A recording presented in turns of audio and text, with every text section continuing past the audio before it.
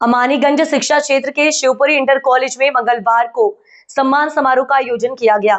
इस समारोह में राष्ट्रीय छात्रवृत्ति परीक्षा में उत्कृष्ट प्रदर्शन करने वाले 15 मेधावी छात्र छात्राओं को सम्मानित किया गया। कार्यक्रम में समाज सेवी मोहित मिश्रा ने मुख्य अतिथि के रूप में उपस्थित होकर बच्चों को प्रोत्साहित किया और उन्हें सम्मानित किया।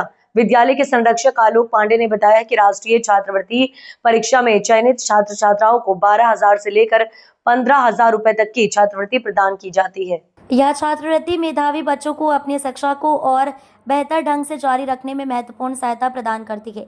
उन्होंने ये भी बताया कि इस वर्ष कक्षा 9 से 9 छात्र और हाई स्कूल से 7 छात्र इस परीक्षा में सफल हुए हैं, जिन्हें ये सुविधा प्राप्त होगी। सम्मानित होने वाले छात्रों में कक्षा 9 से तनुश्री, सोफिया, सुभाष, अंश मिश्रा, शुभी, लवकुश, अमरदीप, अनिरुद्ध और दिव्यांश शामिल हैं।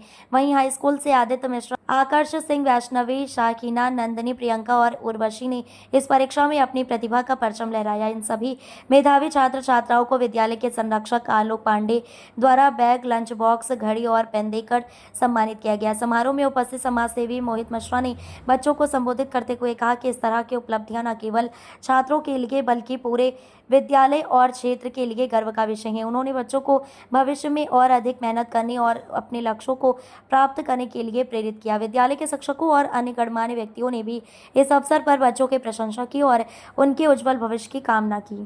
शिवपुरी इंटर कॉलेज खंडासा अयोध्या में जो पूर्ववत 8वीं क्लास में विद्यालय के बच्चों ने परीक्षा दिया था, नेशनल स्कॉलरशिप पोर्टल की एक परीक्षा होती है और उसमें जितने भी बच्चे चयनित हुए थे आज उनको सम्मानित करने का सम्मान समारोह रखा गया था, जिसमें हमारे मीडिया से आए हुए सभी बंधु आप सबका स्वागत और अभिनंदन करते हैं। इसमें मोहित मिश्रा जी जो हमारे युवा समाज से हैं, अपने अमानीगंज क्षेत्र से आते हैं, इनके द्वारा बच्चों को पुरस्कृत किया गया है। बच्चों को बैग, लंच बॉक्स, घड़ी और पठन पाठन सामग्री इनको उपलब्ध कराई गई है और इनके द्वारा ये आश्वासन भी दिया गया है। बच्चों को किस लिए पुरस्कृत किया गया बताइए हमको। आज राम सरदार पांडे स्मारक इंटर कॉलेज में शिवपुरी में NSP योजना के तहत नेशनल स्कॉलरशिप पोर्टल के तहत बच्चे 15 चयनित हुए हैं। इन्हीं को सम्मान करने का कार्यक्रम था और इनके लिए भविष्य में जो भी बन पड़ेगा शिक्षा संबंधित वो किया जाएगा। बड़ी शिक्षा में कितने बच्चों का चयन हुआ? 15 बच्चे। तो ये सब हाई स्कूल इंटर के हैं। इनको कितना मिलेगा इस स्कॉलरशिप? इनको 12,000 से लेकर के 75,000 रुपये तक मिलेगा आगे की शिक्षा जारी रखने के लिए। तो इनको किस आधार पर मिलता है जो 12,000 से 75,000? इसमें कोई मेरिट बनती है? इनकी मेरिट भी होती है और इनकी जो पढ़ाई होती है उस पर ये लोग परीक्षा जो देते हैं उसमें ये लोग इनका चयन किया जाता है। परीक्षा कहाँ पे होती है? विद्यालय में?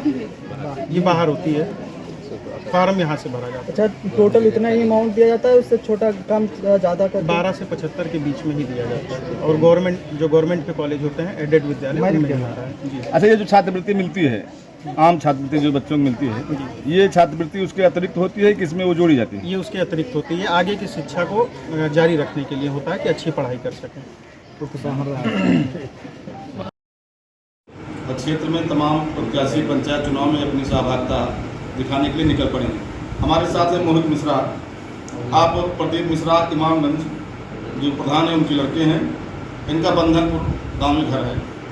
लखनऊ में इन्होंने ट्रेडिंग का व्यवसाय शुरू किया है और अवध प्रांत भाजपा एटेशियल के संचालन का कार्य भी देख चुके हैं और तमाम चुनाव का इन्होंने संचालन किया है।